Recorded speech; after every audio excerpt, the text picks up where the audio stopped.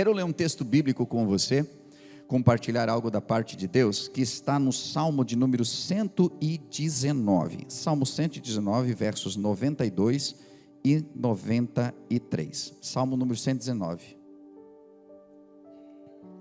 Isso. Olha o que o texto bíblico diz. Se a tua lei não fosse o meu prazer, o sofrimento já teria me destruído. Jamais me esquecerei dos teus preceitos, pois é por meio deles que preservas a minha vida. Amém. Você já leu algum salmo tão lindo quanto esse?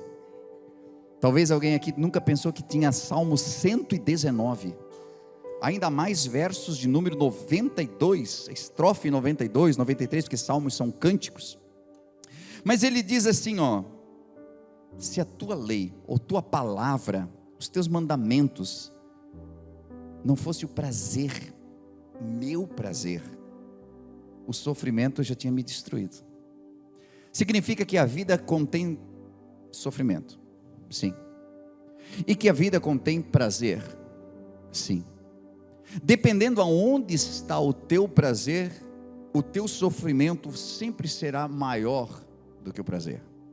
Mas dependendo aonde está o teu deleite, o teu prazer, ele consegue sobrepujar o seu sofrimento. E é por isso que ele diz que ele jamais vai esquecer dos preceitos, porque por meio deles é que Deus preserva a vida. Existe uma frase que eu não sei a quem ela é atribuída, mas diz que a dor é a grande mestra dos homens. A dor ensina.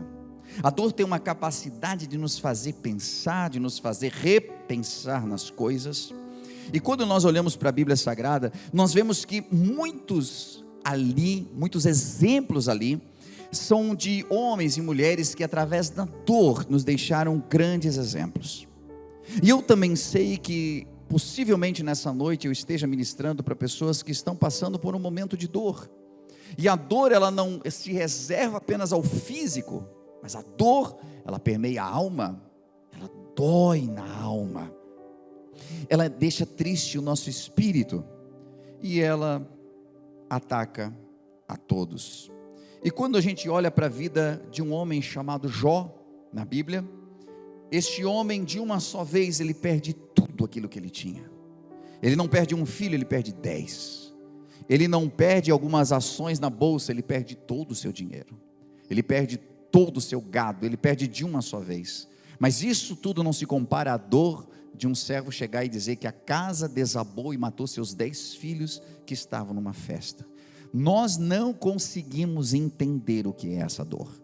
Nós não conseguimos mensurar o que é pegar na alça de 10 caixões e enterrar 10 filhos. E este homem vive tudo isso.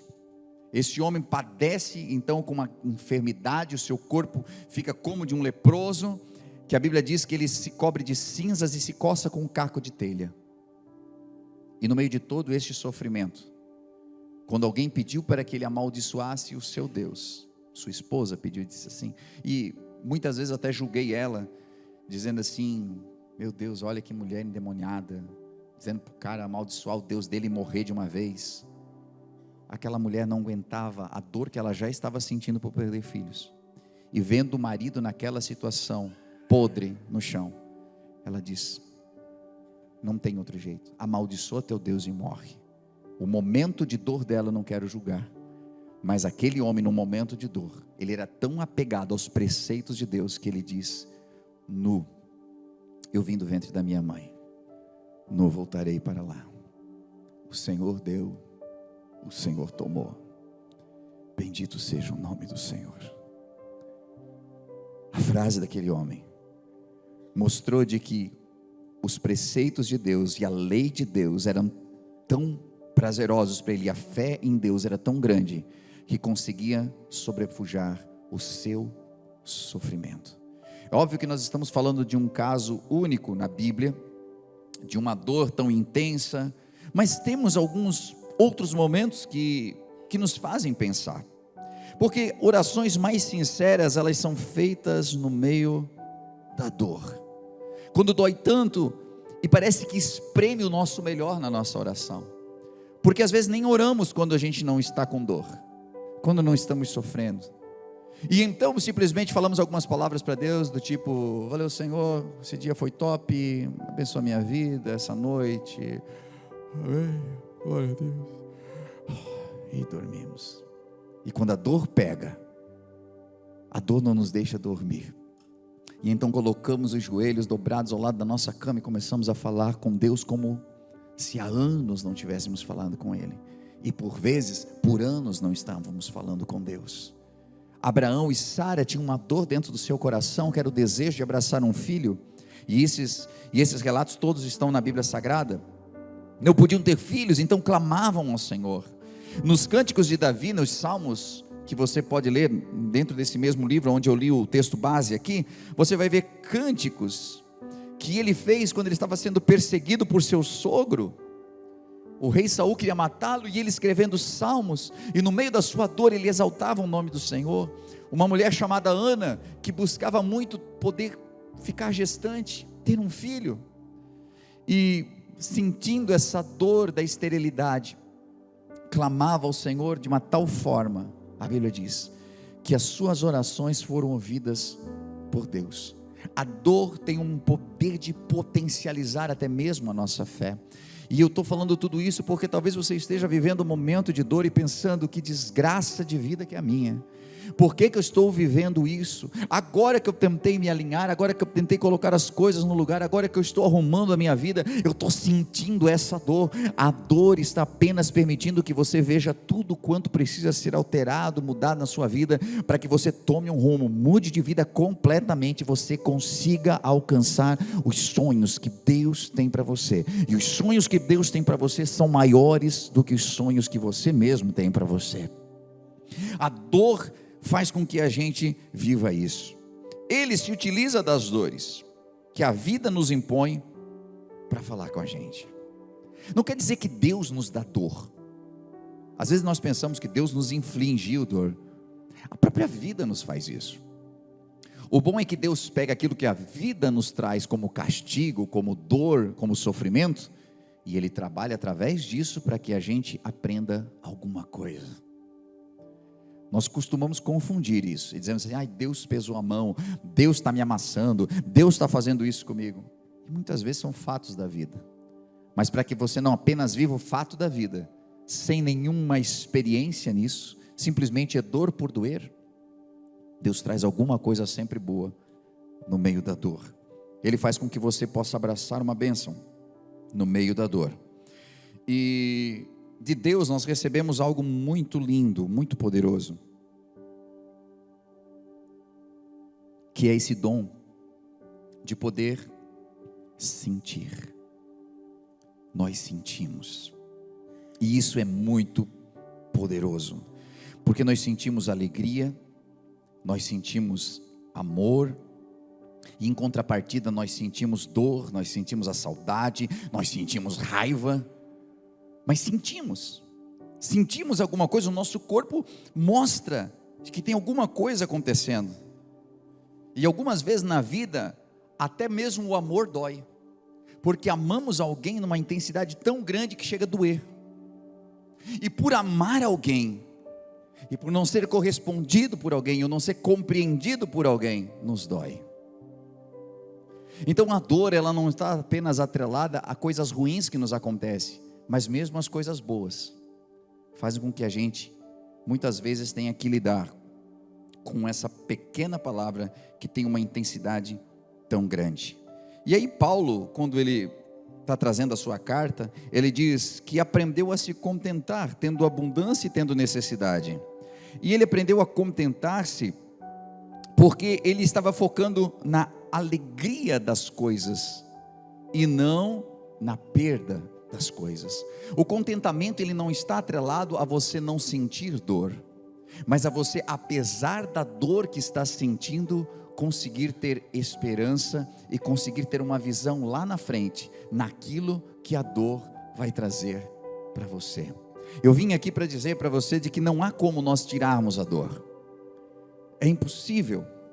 Eu me lembro que teve um domingo que eu estava aqui pregando, e terminamos o culto, e eu fui para casa, e eu estava num quarto, minha esposa estava em outro quarto, e os meninos lá em casa, estava meu filho com outro menininho da idade, estavam brincando, e eu escutei que eles estavam brincando lá fora.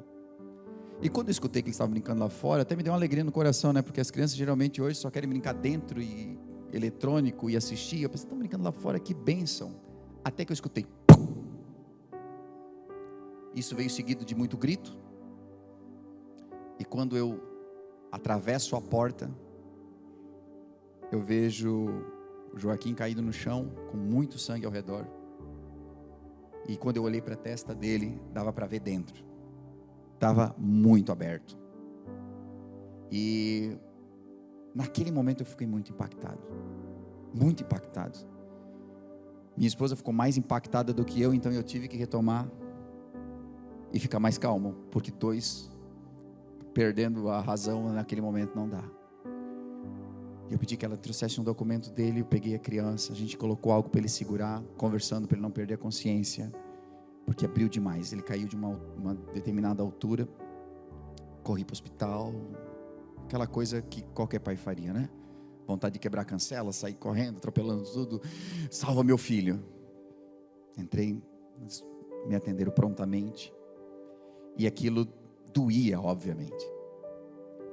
E o médico sabia, quando ele chegou, ele olhou, ele examinou, e ele sabia que teria que fazer um procedimento, teria que costurar, teria que fechar. E então, eu me lembro que o médico chegou para o Joaquim e falou assim para ele: eu não vou te dizer que não vai doer, eu sei que agora está doendo, e quando o titio mexer, vai doer mais um pouco, mas vai doer só mais um pouco, vai ficar bem grande a dor, bem grande, e depois ela vai embora. Ele falou isso. E quando a gente é servo de Deus, não tem uma coisa na vida que aconteça que tu não tire uma mensagem disso. Eles vieram, eles colocaram uma capa ao redor dele para prender os braços, porque ia realmente doer. E então, pegando anestesia, que ela tem uma função de tirar a dor, mas até tirar a dor, ela dá muita dor. E eles começaram a colocar aquela agulha onde estava aberto. E eu vi meu filho urrar de dor. Eu segurei tudo que eu pude, porque a minha vontade era arrancar aquela dor dele, mas eu não podia, porque era necessário passar por aquilo. E então, quando o homem espetava aquela agulha dentro da ferida, o menino gritava, suava, urrava, tremia, e eu segurando, dizendo: calma, calma, calma. E de repente, imediatamente, ele parou com tudo, e ele disse: não está mais doendo, não dói mais. O médico olhou para ele e disse assim: viu o que o tio falou? Que de repente ia parar e não ia doer mais? E ele disse: não está mais doendo. Então agora o tio vai mexer na ferida. E ele colocou o dedo, e ele limpou, e ele fechou, e ele costurou, e ele disse: eu não estou sentindo mais nada. Sabe o que eu aprendo aqui? Eu aprendo que algumas quedas são inevitáveis na nossa vida.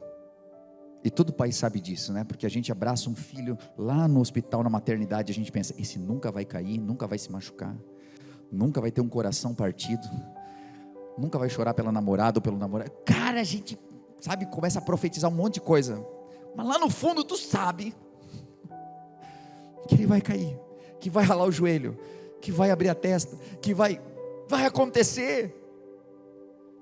Algumas quedas são inevitáveis, algumas coisas, sabe, Deus não vai te livrar, a vida vai te impor e você vai cair. E eu estou falando com pessoas aqui que bateram a cabeça na vida, que caíram, você se machucou e está doendo.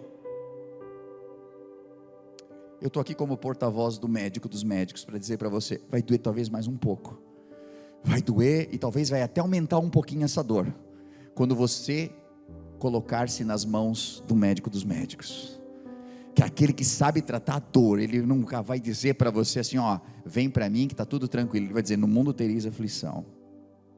Ele vai dizer para você. O médico Jesus está dizendo para ti hoje: se você confiar a tua vida a mim, eu não vou te prometer que já vai parar agora, vai doer, talvez até dar uma intensificada, mas em algum momento essa dor vai parar. Eu vou fechar a tua ferida e só vai ficar uma cicatriz de experiência para você contar de que você venceu, mas eu vou curar as tuas feridas. O médico dos médicos faz isso. E eu sei que às vezes a gente vem no culto e parece que o médico bota o dedo lá, na ferida. Ô pastorzão, precisava também dar-lhe assim, né, com os dois pés. Quem tem mais intimidade, às vezes conversa comigo assim: ô pastor, podia ter me chamado num canto e falado, né? Na frente de todo mundo, a minha vida toda. Porque Deus faz isso. Ele vai com a agulha lá, onde precisa de anestesia, aonde precisa de fazer, sabe, aquela asepsia para tirar toda a sujeira, e dói. E se você está sentindo dor, amém. Sabe qual é o maior perigo? Crianças que nascem e não sentem dor, se quebram todas, mas não sentem dor. Existe um problema raro, mas nos nervos, nas sinapses, que não passa a informação da dor. Isso é um problema. Então, se nós sentimos, glória a Deus. E se está doendo, glória a Deus. E se você colocou a sua vida na mão de Jesus, glória a Deus. Vai doer só mais um pouco, mas em algum momento vai parar essa dor. Vai parar. E Ele vai fechar, vai parar de sangrar. Vai parar o sangramento. Aleluia. Deus está falando de uma maneira muito forte aqui com pessoas que estão sofrendo, pessoas que estão em meio à dor. E olha só, tem um texto de Isaías no capítulo 54 que diz assim, tem várias versões, eu vou ler numa versão aqui. Ele diz: então entoa alegre canto, ó estéril, que nunca teve um filho para criar. Já pensou?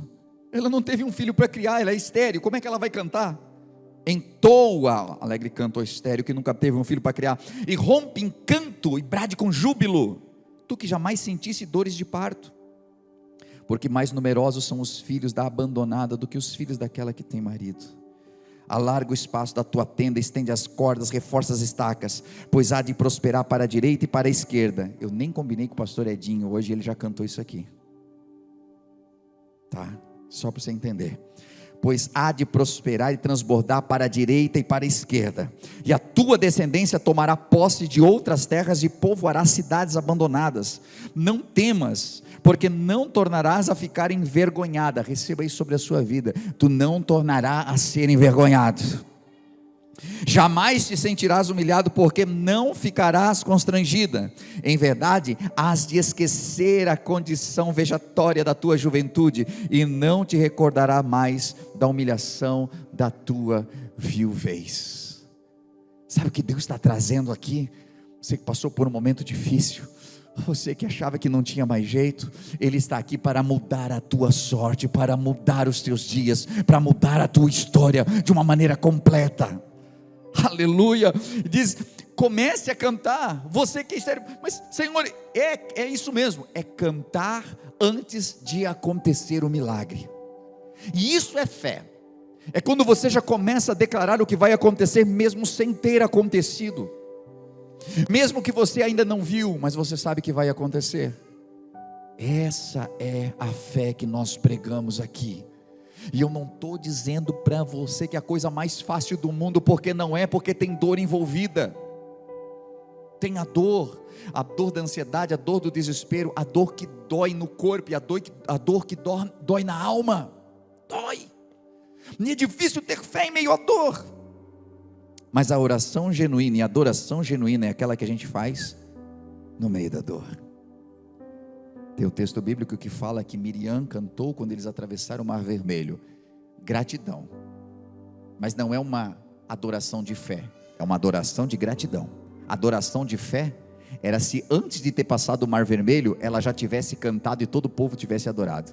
Deus nos trouxe aqui, Faraó está chegando aí, ele pode nos matar porque aqui está o mar, mas quer saber de uma coisa? Deus tem seus planos, vamos adorar a Deus. Mas ninguém fez isso. Eles disseram o quê? Por que Deus nos tirou de lá? Se quisesse nos matar, matava lá. Agora não viemos morrer aqui. E não tinha cemitério suficiente no Egito para nos trazer até aqui. Começaram a murmurar. É o que geralmente nós fazemos. Por que é que a minha vida está desse jeito? A adoração genuína é aquela que a gente faz quando a gente ainda não viu o milagre acontecer. E para isso existe o texto de Daniel que fala de 3 jovens chamados Sadraque, Mesaque e Abednego. Não eram os nomes deles de batismo do judaísmo, mas eram os nomes mais conhecidos, né, que foram dados na Babilônia para eles. A Bíblia diz que se eles não se dobrassem diante de uma estátua, eles seriam jogados numa fornalha. Aí tocaram-se as trombetas, todos se dobraram diante da estátua e os 3 não se dobraram. Aí o rei foi falar com eles assim: cara, vou te dar mais uma chance, mas nós vamos aquecer 7 vezes essa fornalha aqui. Se vocês não se dobrar, nós vamos jogar vocês lá. Olha o que é uma adoração genuína. A Bíblia diz que eles disseram assim, ó: saiba tu, ó rei, que o nosso Deus é poderoso para nos livrar da fornalha. Todavia, se Ele não nos livrar da fornalha, ainda assim nós não nos dobraremos diante da tua estátua. Estou falando de 3 cabra macho aqui, hein? Aquecida 7 vezes a fornalha. A Bíblia diz que eles não se dobraram, mas eles mandaram o recado: ainda que Deus não nos livre. Sabe o que isso quer dizer? Quer dizer que eu estou adorando a Deus dizendo assim: Senhor, se der para pagar tudo esse mês, amém. Se não der, Senhor, eu vou te glorificar da mesma forma. Senhor, se tu me der a cura, amém. Se eu tiver que passar pela cirurgia, eu vou te adorar da mesma forma. Senhor, eu estou precisando de uma resposta. Se tu me der essa resposta que eu quero de amanhã, eu vou te glorificar. Mas se tu não me der, eu vou te glorificar da mesma forma. Isso é adoração genuína. É quando não está condicionado, porque se Deus não me responder, então Ele não é Deus. Aquela canção que a gente sempre canta aqui, né? Se Deus fizer, Ele é Deus, mas se Ele não fizer, Ele também é Deus. Ele continua sendo o mesmo Deus. Deixa eu avançar um pouquinho aqui. A dor não pode ter poder de edificar o teu caráter, de mudar o teu caráter, de construir, né? Eu edificar aqui no sentido de construir. Ela muitas vezes revela um caráter que já existe. Ela não pode destruir, ela não pode modificar o seu caráter. Ela pode lapidar para o melhor, mas não permita que ela coloque elementos que te tornem cada vez pior. As pessoas às vezes pegam a dor e tornam-se amarguradas por meio da dor, mas a dor, ela precisa, na verdade, exaltar a fé que já está dentro de você, e lembrar sempre de dar graças a Deus por tudo, porque se você fizer dessa forma, você está no caminho para o sucesso. Quando damos graça por nossos filhos que são imperfeitos, se damos graças pelo casamento que ainda é imperfeito, pelos pastores que são imperfeitos, pelos líderes que são imperfeitos, mas Senhor, Tu colocaste eles ali, oro por eles, eu abençoo eles. Senhor, são meus filhos, meu Deus, eles têm me incomodado. Jesus que luta aqui, está com essas crianças, mas eu os abençoo, Senhor. Eu não sei o que está acontecendo aqui em casa, mas eu quero abençoar meus filhos. Eu não aceito essa situação, Jesus. Eu não vou liberar uma palavra de maldição sobre eles. A dor não pode mudar o teu caráter a ponto de você passar a amaldiçoar ao invés de abençoar. A tua alegria não pode estar apenas nas coisas que trazem contentamento, porque senão ela é muito frágil. Porque nem sempre nós vamos ter muito dinheiro no banco, porque nem sempre a gente tem tanta saúde, porque nem sempre todo mundo está te fazendo bem. E se a tua alegria estiver condicionada apenas a isso, é muito frágil. Facilmente tiram coisas de você, você fica triste. Se tirar coisas de você, você perdeu a bênção. Aonde está a tua alegria? A alegria do Senhor é a nossa força, diz o texto bíblico.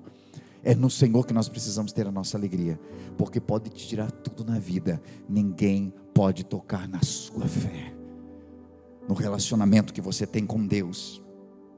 Deus nos permite sofrer, sim, Deus nos permite viver isso, assim como Jesus Cristo, quando esteve na terra, passou por sofrimentos. e diante de uma tumba do seu amigo Lázaro, ele ali chorou. Mas ele chorou, não desesperou, não reclamou, mas ele tinha uma palavra de vida. No meio da sua dor, procure uma palavra de vida. Quando a dor invadir o teu casamento, ao invés de dizer, eu quero divórcio, tenha uma palavra de vida para o teu casamento. Porque se você lembrar dos teus votos, se você lembrar do amor que uniu vocês, essa palavra de vida pode restaurar. A primeira palavra que vem é, eu vou me embora. Eu não quero mais essa família, eu não quero mais essa casa. Vai-te embora daqui. Chega. Eu vou para a casa do meu pai, da minha mãe. São palavras que vêm.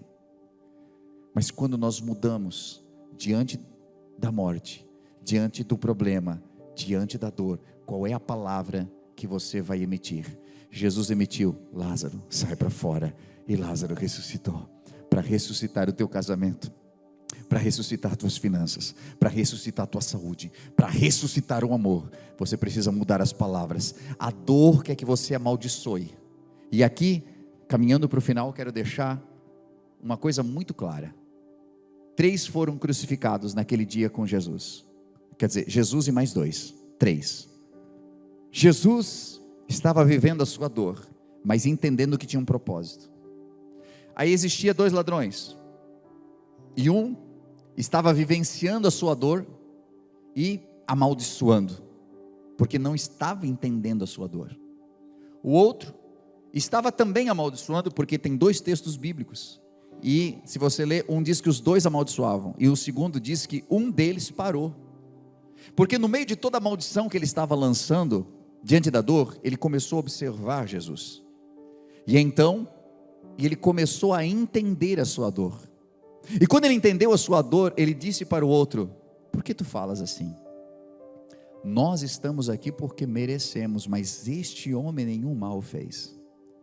Quando nós começamos a entender o propósito das dores, e de que elas podem nos levar para lugares melhores do que esse que nós estamos no momento, nós usamos a palavra daquele que estava à direita, repreendemos quem está amaldiçoando, mas olhamos para Jesus e dizemos, lembra-te de mim quando tu entrares no teu reino. E quando ele diz essa palavra, Jesus diz, hoje mesmo estarás comigo no paraíso. Pode ser que hoje a tua oração seja apenas essa, Senhor, eu vim amaldiçoando, eu vim reclamando da vida, eu vim reclamando desse, daquele outro, mas hoje eu só quero te pedir uma coisa, lembra de mim quando tu entrares no teu reino, ou lembra de mim que tu já estás aí no teu reino, e quem sabe o Senhor vai virar para você e dizer, hoje mesmo eu transformo a tua dor em alegria, hoje mesmo eu mudo esse cenário que é um inferno, num cenário de paraíso. Deus pode fazer isso na sua vida, mas depende das palavras que você vai lançar. E aqui finalizando essa minha parte, eu peguei uma parte de um texto que está lá em Gênesis, e eu olhei para a vida de José, e eu vou finalizar com José. José foi vendido por seus irmãos. José foi jogado dentro de uma cova. José, quando saiu da cova, foi vendido para os irmãos, foi para o Egito, foi vendido para Potifar, chegou na casa de Potifar, estava dando o seu melhor, fazendo o melhor e tal, foi caluniado. Caluniado, foi jogado numa prisão. E aí você pensa, aí pastor, para que exemplo melhor? A gente quer ser bom? Só dá errado. Quer ser bonzinho, bonzinho, bonzinho? E os irmãos rejeitaram, venderam, tal. E este homem estava vivenciando a dor desde a sua meninice. Foi vendido, afastado do pai, aquela situação toda, tenta ser justo, agora é colocado numa prisão. Mas a Bíblia vai dizer que ele está na prisão, e apesar de estar na prisão, com dor, um dia pela manhã ele acorda. Está em Gênesis 39, 40, por ali. Ele acorda e ele percebe dor nos olhos de outras pessoas. Ele não estava com dor? É claro que ele estava. Mas ele viu que o copeiro que estava preso e o padeiro que estava preso estavam mal. O que a gente faz quando a gente está mal e a gente vê que tem outra pessoa mal? A gente diz, eu não vou nem perguntar, né, pastor? Que eu já estou aqui que não consigo resolver os meus problemas, vou querer o problema dos outros ainda? Você nunca chegou para alguém e disse assim, e aí, tudo bem? E a pessoa, ai, não estou bem, vai ficar. E já se afasta. Mas vai ficar tudo bem.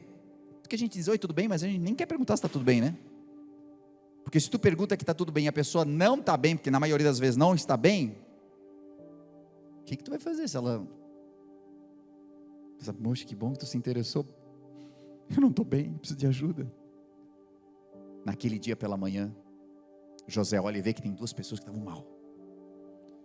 Ele também estava mal? Estava. Mas ele olha e ele pergunta, o que aconteceu com vocês? O que deu? Ele se interessa pela dor do outro. Quando aqueles homens contam os sonhos que eles tiveram naquela noite, ele interpreta o sonho deles. O sonho de um deles era um sonho terrível, que levaria ele à morte em 3 dias. O sonho do outro levaria ele à restauração do seu cargo em 3 dias. Ele se interessa pela dor deles. Ele traz essa revelação. Aquele homem, depois de 3 dias, um infelizmente foi executado. O outro voltou para o seu posto. E ao voltar para o seu posto, ele foi com a memória de que um dia alguém lembrou ou importou-se com a sua dor dentro de uma cadeia, numa prisão.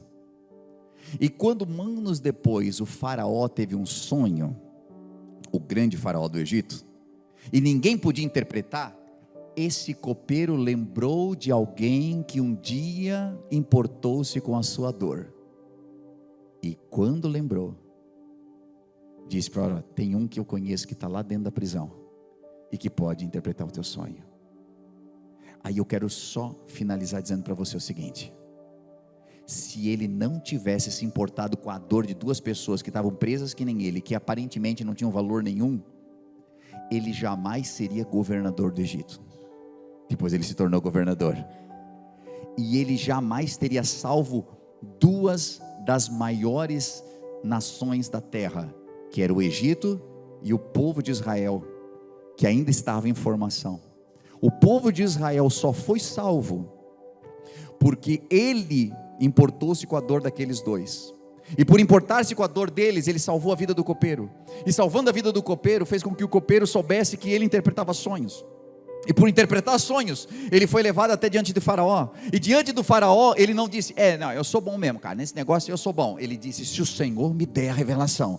Deus foi exaltado pela boca dele. Então Deus deu a revelação. Quando Deus deu a revelação, ele tornou-se governador. Quando ele tornou-se governador, ele organizou o Egito de maneira que pudesse vir a fome que fosse. Eles estariam preparados para atravessar a fome. A fome veio, o povo do Egito foi guardado. E o povo dele, de Israel, que vivia longe fora, foi protegido através da vida dele. E tudo isso porque ele se importou com a dor do outro. Eu finalizo dizendo para você, pare de olhar apenas para a tua dor, porque quem sabe o segredo do teu sucesso está em reparar a dor de quem está perto de você.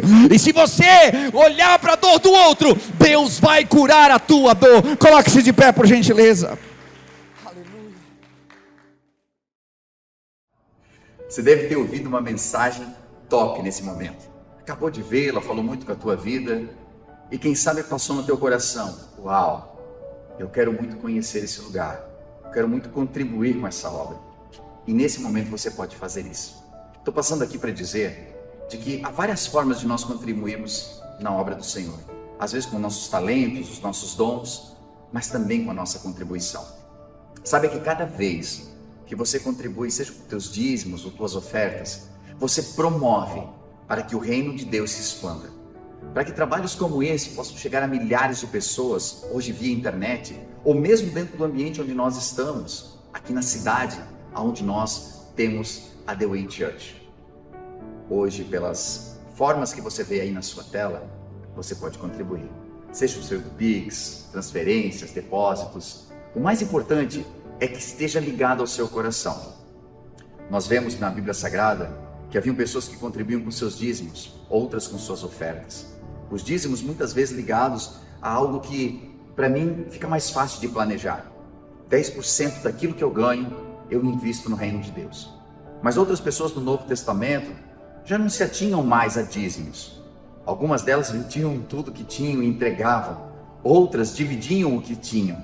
E dessa forma elas sabiam de que parte dos seus ganhos poderia alcançar a muitos. Então, da maneira como você sentir em seu coração, seja por oferta, seja por dízimos, mas que você possa fazer com todo o seu coração essa contribuição.